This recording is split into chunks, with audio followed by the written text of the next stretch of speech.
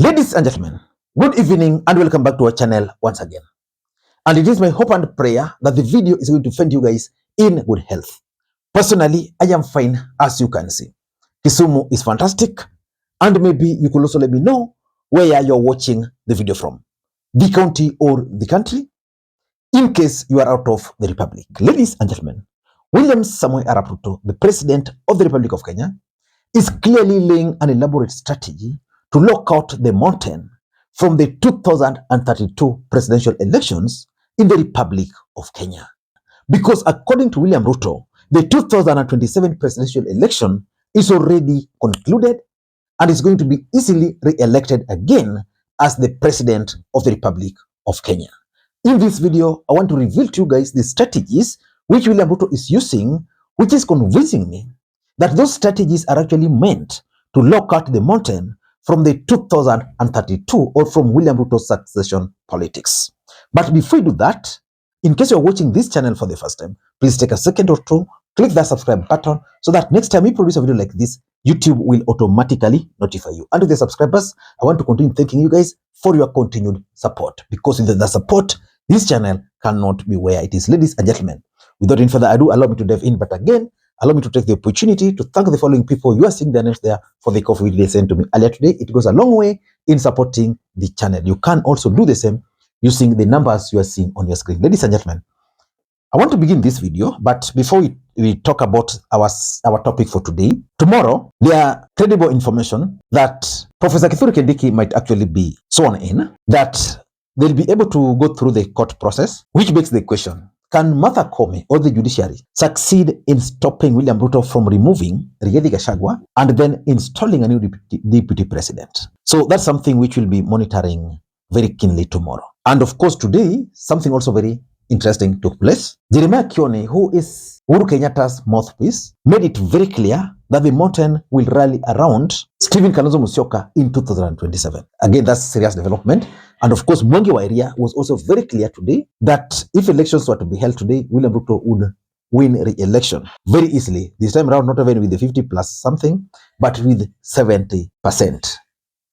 Again, that's very significant. So those are some of the issues we need to figure out or we need to analyze. But tomorrow, Rigathi Gachagua is expected to appear at the DCI. There is this letter here by the DCI, dated today.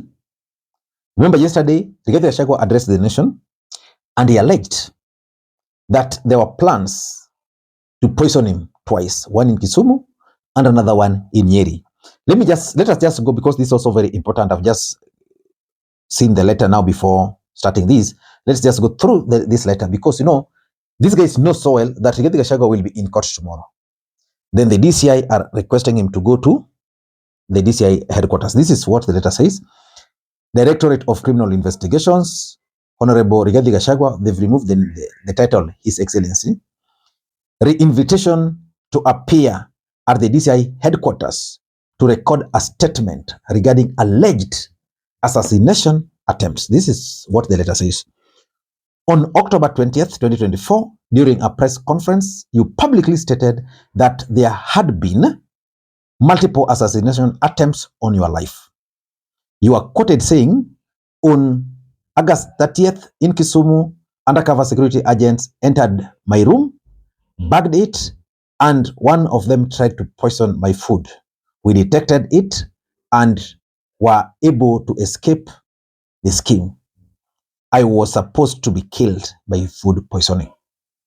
You went further and stated, on September 3rd, another team from the National Intelligence Service came to Nyeri and tried to poison food that was meant for me and the Kikuyu Council of Elders.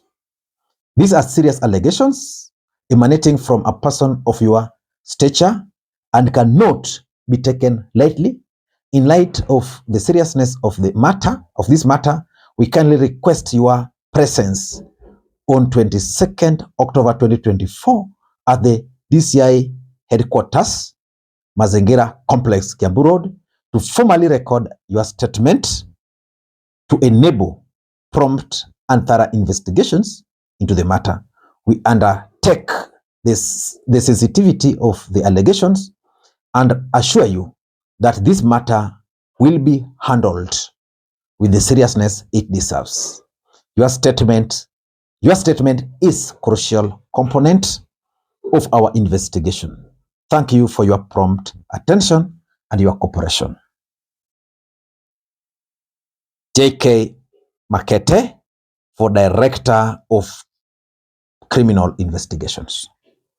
So things are moving very fast in the Republic of Kenya.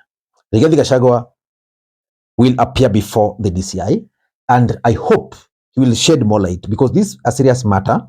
He raised them, but of course, in his yesterday's statement, he was also very clear that he actually reported this matter before. So let us wait and see whether he actually reported this matter. Ladies and gentlemen, why do I strongly believe that William Ruto is hatching an elaborate scheme to lock out the mountain from the presidency in 2032? Because for William Ruto, he believes that he's going to be easily re-elected now that he has Raila Odinga on his side. For us to understand this, let us go through the list of potential presidential candidates from the mountain. I don't want to go through the previous list. Let me just focus on the current one, but allow me to just mention this. William Ruto and Uhuru Kenyatta became the president and the deputy president in 2013. And when they were seeking re-election in 2017, William Ruto was already focusing on his bid in 2022. By 2017, he was already scheming. And the leaders who posed threats to him were pushed away. Kabogo, Kabando wa Kabando, there were several others. So that is William Ruto. Now he's the president of the Republic of Kenya. And clearly, based on his moves, I can easily conclude that William Ruto is not keen on another leader from the mountain succeeding him in 2032, assuming he'll win in 2027. Let us begin by looking at the people with the potential of becoming presidential candidates in the mountain. Let us begin with Rigathi Gachagua. Rigathi Gachagua was William Ruto's running mate in the last election. We've just seen what has happened to Rigathi Gachagua. Rigathi Gachagua today is being summoned to appear before DCI. Even before William Ruto's term in office, first term has ended. So which means moving forward, Rigathi Gachagua might not be really a presidential candidate, because already he's been impeached. And once impeached, Rigathi Gachagua will not qualify to vie for 10 years. So which means one of the potential candidates from the mountain is out. Let us go to the second person. And I want to pick Professor Abraham Kithure Kindiki.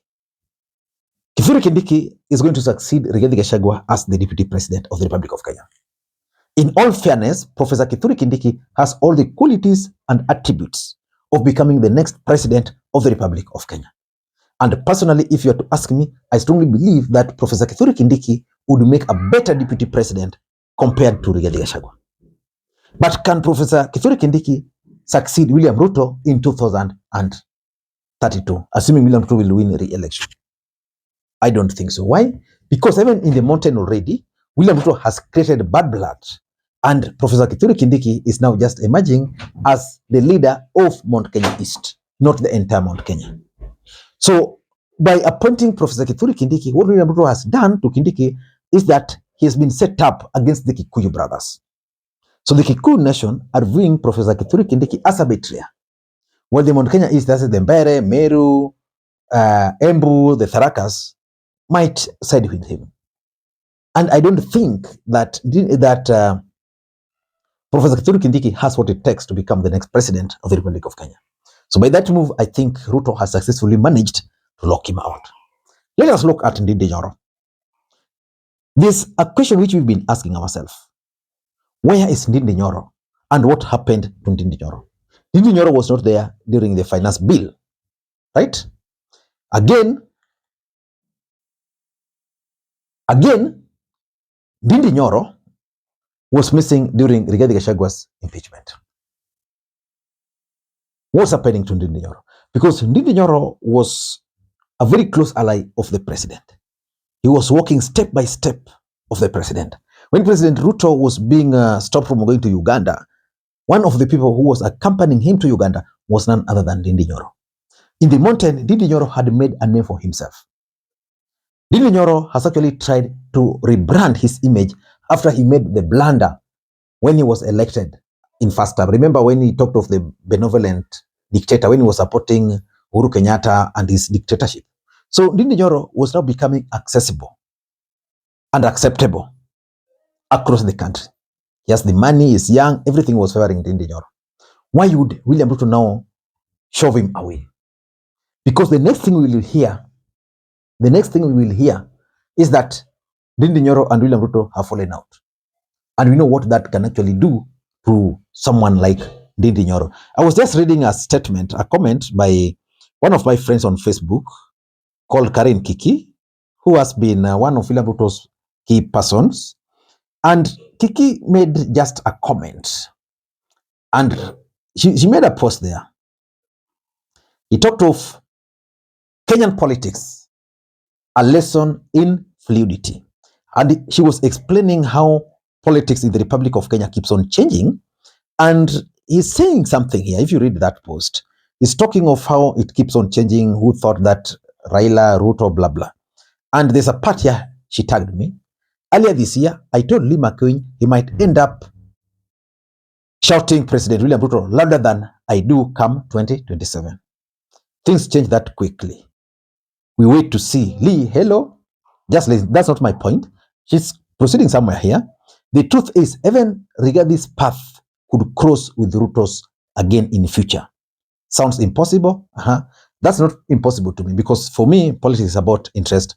But listen to this part, which is of interest. She's saying here, don't be surprised to find my friend William Ruto's blue-eyed boy, Ndindi Nyoro, opposing him. Nisiasa. So you get the point.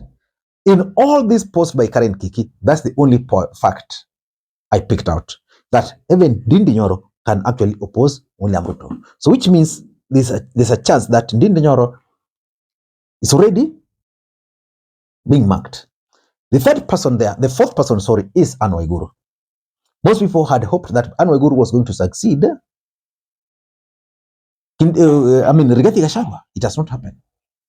I'm not so sure whether Anne Waiguru will be able to succeed Ruto, unless William Ruto will decide to nominate her as a running mate. Let's leave Anne Waiguru there. Moses Kuria was one of the people who were projected to easily emerge as Mount Kenya kingpins. He fought Uhuru Kenyatta. He had his own party. But what happened to Moses Kuria, if I may ask you? You might not know. Because Moses Kuria wanted Mount Kenya to enter into Kenya Kwanza with a political party, and he had his own party. That's what caused fallout between Ruto and Moses Kuria. In fact, Ruto just had no option in the last election. He just had to work with Moses Kuria, because remember, Moses Kuria had his party. Moses Kuria's own political party was the first party to defeat Uhuru Kenyatta in the mountain during the Juja by-election, I remember so well. Even in the Kiamba, if William Ruto had not persuaded him, he would have sponsored a candidate. And I can assure you that candidate probably would have been an MP. He had members of the county assembly elected in his own party tickets. So Moses Kuria, today as we speak, is out of cabinet. Moses Kuria had organized a nationwide tournament. I'm not so sure those tournaments will proceed after his impeachment. So I don't think whether Moses Kuria will still aspire to become the next president in future. Then there is also the gentleman called Kimani Ichung'wah. Kimani Ichung'wah is the majority leader in the National Assembly. Today in the mountain, Kimani Ichung'wah is viewed as a betrayer. And that's strategic for William Ruto. So tomorrow he will be appointed as a cabinet minister, but he can't go to the mountain and win their support, which means Kimani Ichung'wah can also not become a presidential candidate. So in your own thinking, who can succeed William Ruto from the mountain as the next president of the Republic of Kenya under his watch? From that explanation, it is clear that nobody qualifies. But what are some of the strategies that Ruto is using? That's the most important thing. Ladies and gentlemen, if you watch this video up to this stage, know it from my heart that I really value it and I take it seriously. So the best thing you can also do to me is just to press that thumbs up button if you have not. And of course, for those who can drop their comments, you can also do that right now because it helps the algorithm to send this video. We want people to learn. Ladies and gentlemen, the first strategy is that William Ruto has stopped the emergence of any Mount Kenya-based political party. You can only become the president if you own a political party in the Republic of Kenya. Let nobody lie to you. William Ruto is the president of the Republic of Kenya because he has his own political party. Uhuru Kenyatta was the president of the Republic of Kenya because Uhuru Kenyatta had his own political party. Kibaki became the president of the Republic of Kenya because Kibaki had his own political party. Raila Odinga, if he were to become the president of the Republic of Kenya, it would be because he has a political party. Who is the party leader in the mountain today who can become the president? Zero. And William Ruto is not going to allow any party to emerge in the mountain easily. Maybe Rigathi Gachagua will try, but Rigathi Gachagua cannot run for the presidency until next 10 years. So William Ruto has done that. Number two, William Ruto has also sabotaged Mount Kenya kingpinship. Nobody is emerging as the face of the mountain. Anybody trying to emerge, Moses Kuria, when Rigathi thought that he had managed, now Kindiki is being told you are a Mount Kenya kingpin, but not really Mount Kenya East. Once his usefulness will be over, Anoiguru, that's a strategy. Number three, there's also internal fights. Of all the leaders I mentioned, some of them don't even share podium. Some of them. There was a point in time when Rigathi and Ndindi Nyoro could not share a podium. You've seen even when Rigathi Gachagua was a deputy president going to Kirinyaga and Anoiguru is absent. Moses Kuria and Rigathi. What about Kimani Ichung'wah and Ndindi Nyoro? I'm told they are no longer seeing eye to eye. And that is a strategy so that they don't organize themselves. Because the people I've mentioned there, these are a very serious team. If they can speak with one voice, I can tell you, nothing will stop them. Then there is this narrative, which is also coming, and I think it's a bit dangerous. The national image. Yeah? You know, Rigathi was branded as a tribalist because he was pushing for the mountain. Then William Ruto started talking of nation Kenya. So those from the mountain, whenever they are talking, they're being told, you guys are tribal. So the strategy, in my view, is to come up with a narrative for 41 versus 1. So that none of these leaders can actually capture the imagination of the nation. Ladies and gentlemen, sometimes I'm wrong, sometimes I'm right. On this, I think I could be right, but these videos are meant for educational purposes only. Ladies and gentlemen, until next time, this is Lee Makwiny. Bye-bye.